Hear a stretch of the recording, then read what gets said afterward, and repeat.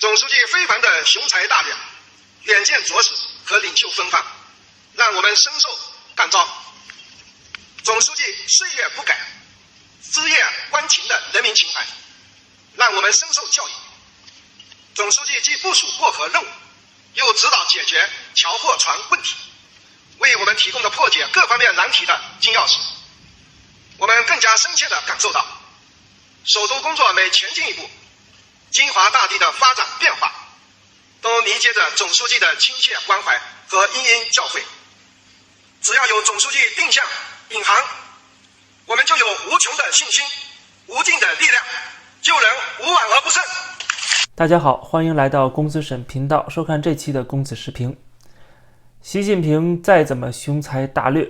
他也拯救不了正在摇摇欲坠的中国经济。蔡奇极尽谄媚，但是他的主子却把中国从一个举世称羡的逐步开放的国家，变成现在人人喊打、全球公敌。就在最近 G20 峰会马上就要召开了，现在最新的消息是习近平将会缺席。他为什么缺席这次 G20 峰会？想必大家都已经知道原因，就是因为现在中国在国际舞台上形象一落千丈，全世界对中国的反感度不断攀升。他的出现就跟他的好盟友、好朋友普京出现一样，必然是遭到所有人唾弃，甚至很多人会当面挑战。所以当然他害怕走到哪里都被别人使脸色，然后媒体的发问也都是带着火药味的，让他非常没面子。而他现在已经在中国境内属于是伟大领袖了，所以他怎么能够轻易出现跟那些其他国家的真正的人民公仆站在一起？我现在是皇上好不好？你们只是公仆，4年就得走人，我哪能跟你们平起平坐，甚至还要遭受你们的白眼，受你们的欺负。在这种情况下，习近平不出现是非常正确的选择，对他来讲是保留最后那一点面子问题。而且这次 G20 峰会又是在印度的新德里召开，中国跟印度之前一直有边境上的冲突在领土上的争执，而且从地缘政治角度出发，印度就是中国最大的一个威胁和对手，就是在印太地区。原因很简单，印度虽然是民主国家，但是它的体制仍然是一种大一统体制，它有点像中国的这种帝国形态。所以两大帝国在东亚、南亚这个大陆上面，它必然是一山不容二虎的，双方都要抢夺现在的全球化资源，很多厂商从中国迁出供应链，那么印度就要分一杯羹。再加上印度要配合美国的印太战略，对中国形成围堵态势。印度跟中国一样，都有同样的想要称霸地区的野心和需求。所以这种情况下，双方必然产生巨大的冲突。那么西方现在很明显是扶持印度对付中国，所以印度可以说是中国的天然敌人。而今天中国跟日本、美国整个西方世界关系越来越差，那就完全是中国一手造成的。比如说这次的核废水的问题。那么说到 G20 峰会，这次习近平不去，那派谁去呢？那就是中国的新任总理李强。李强在国际舞台上的存在感是比较少的，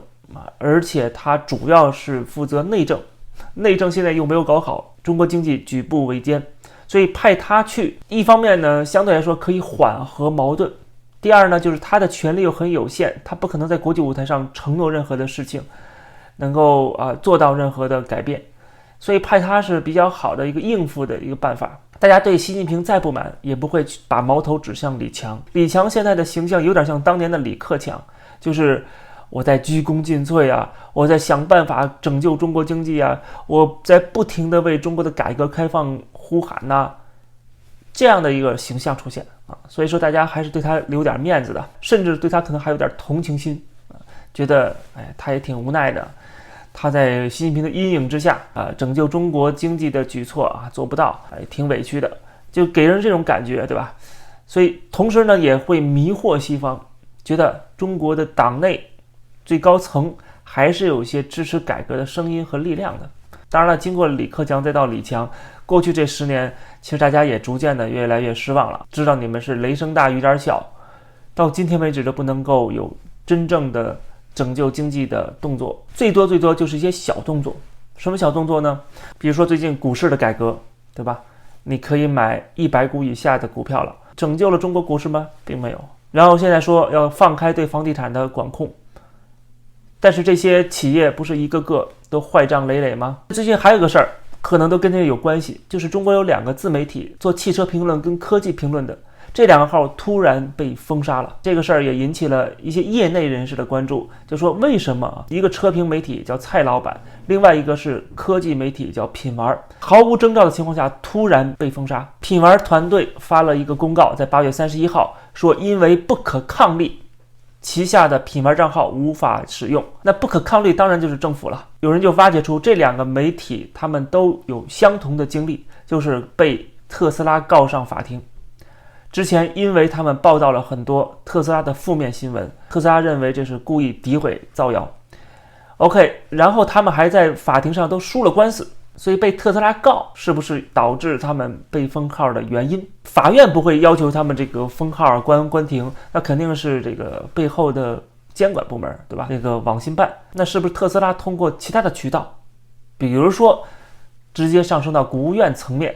对这个2个媒体进行封杀？认为他们对特斯拉的攻击，对所有的外资也是一个打击啊，也就是吓跑了其他的外资。那这样的话，其实不利于中国的改革开放。那国务院现在要展示出我们支持改革开放的形象，现在李强又要跑到 G20 峰会上去，那你得展示出你的这种意愿，把这个号给封杀，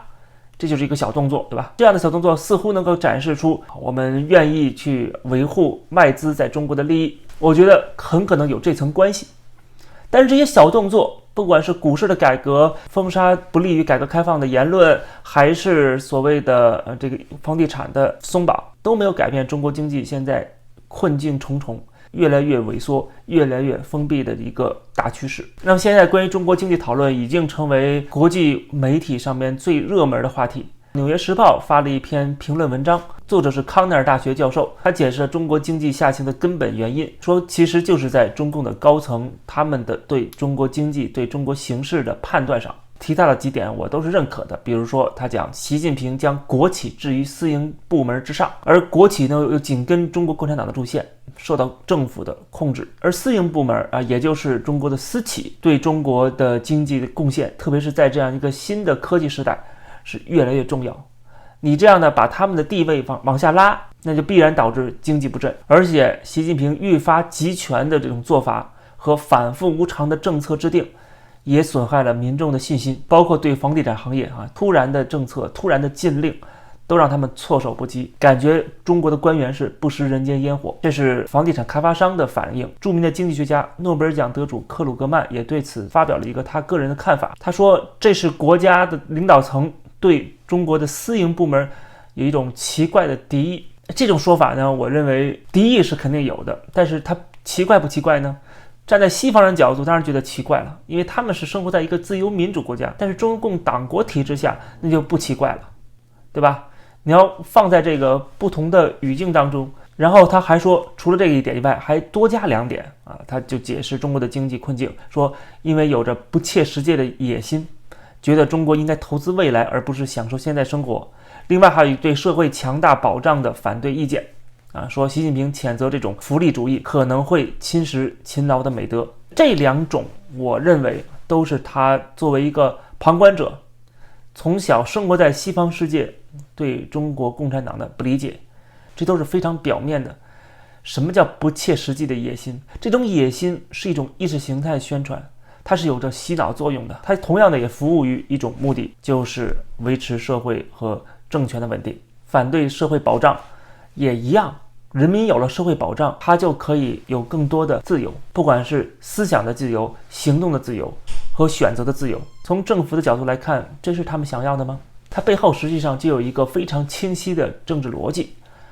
而这个政治逻辑在《外交家》杂志上边由一位常驻中国的政策风险分析师阐述得非常清楚。他这篇文章的标题就是为什么中国没有展开强大的经济刺激政策。他讲的其实就是我们之前曾经分析过的，